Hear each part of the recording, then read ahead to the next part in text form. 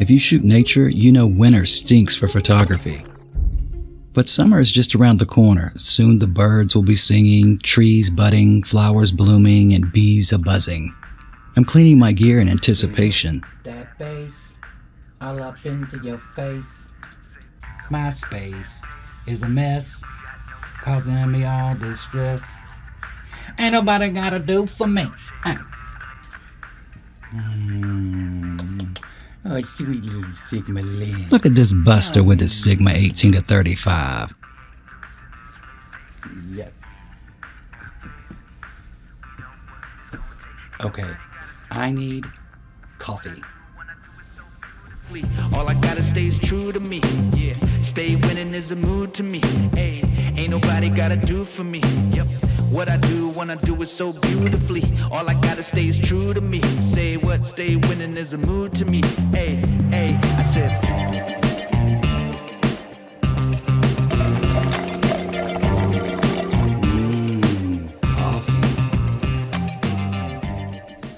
Okay, so today I'm like super excited because we're taking the Rokinon 12mm f2.0 lens out on a nature trail to get some photos and some videos. I know it's targeted toward astrophotography, but I'm more interested in what it can do in other situations, you know, like daylight. And also I know that this is a manual focus lens, but I'm not going to let that put me off. It's probably going to be challenging, but who's up for the challenge? We are. Looks like an eyeball up in there. This some one-eyed Illuminati sh. This is the Rokinon 12mm f2.0 lens for the EFM mount. It's also manufactured under the Samyang brand, depending on where you live, and is available for Canon, Fuji, and Sony mirrorless APS-C cameras. They also have a micro four thirds mount option if you're into that. The lens is constructed mostly of plastic with a metal mount on the rear. It is a manual focusing lens with a smooth focusing ring and a clicked aperture ring. Weighing in at 245 grams, it's small and lightweight, but still feels solid. It has a 67mm filter thread and a minimum focusing distance of 8 inches. It comes with a lens cap, a lens hood, and a cloth bag. You can pick it up new for around $275 or $175 used. Okay, so now we gotta pack a bag.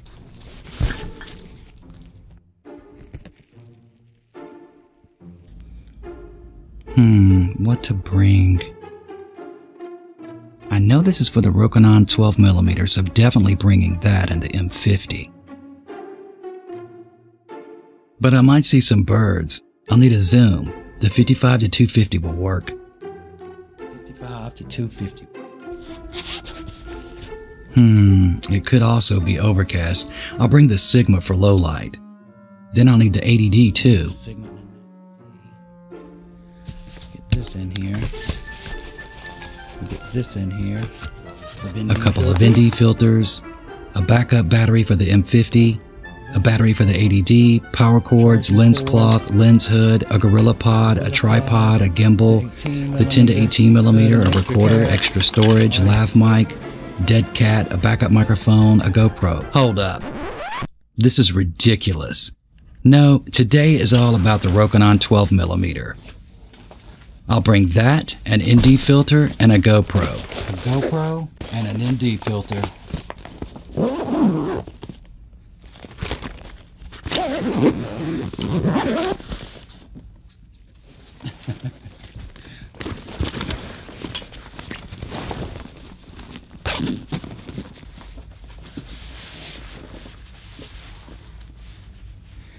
I'm ready to go.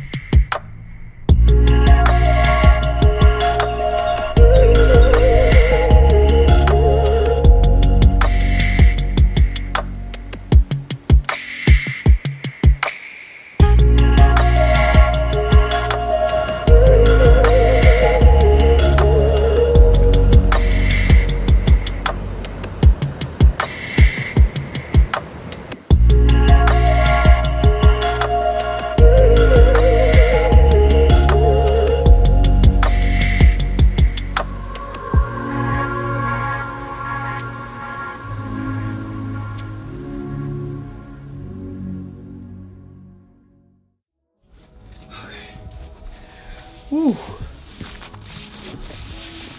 Backpack on. Okay, so let's talk. I like this lens a lot. The more I use it, the more I like it. It's got like this vintage look to it, or an old look to it. And yes, because it's made for astrophotography, I did have some problems with bright light.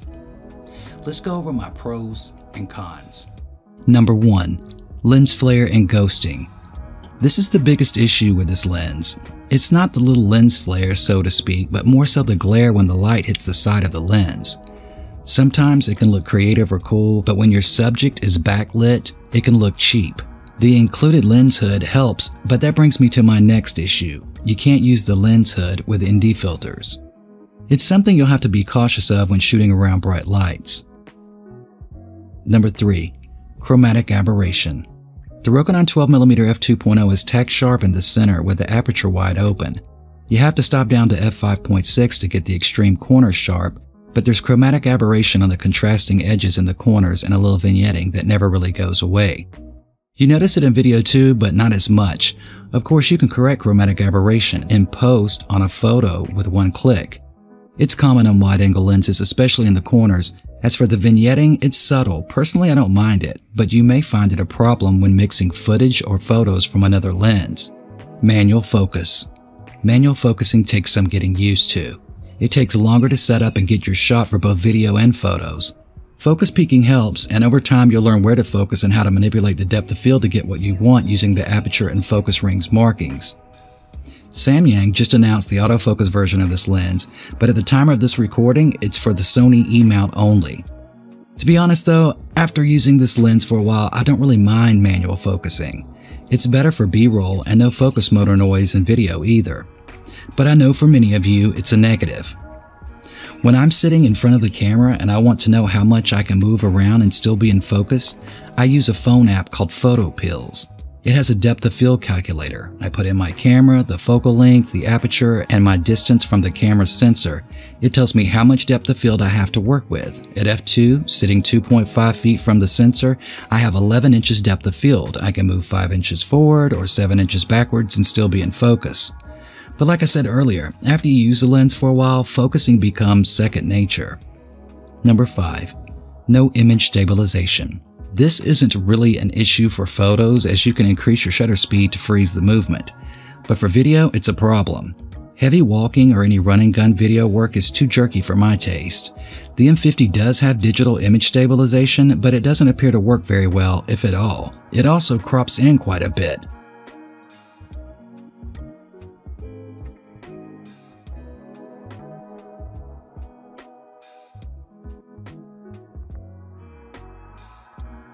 Unless you have a perfectly steady hand, you're going to need a gimbal for any camera movement. The camera and lens are so light that even the smallest micro jitters are visible in the footage. I used a gimbal for most of the B-roll in today's show. I used the Feiyutech AK2000S. If you guys want to see a review of that gimbal, let me know in the comments and I'll make that happen. Number 6. No electronic connections. There's no electronic connections to the camera, so there's no EXIF data. You'll never know the focal length or aperture you used when you view your files on the computer. Now for the pros. Number 1, 12mm is a great focal length. It's nice and wide, which allows you to get your subject closer to the lens and still see the surroundings in the frame. The focus ring is smooth and has stops on each end. It has the perfect amount of resistance and travel. Great center sharpness and contrast at f2. At f5.6, the entire frame is sharp. Decent bokeh, unusual for a lens this wide. Low barrel distortion. Decent build quality for the price. Lightweight and small. 245 grams, perfect for small gimbals and travel. 8. You can use 67mm ND filters.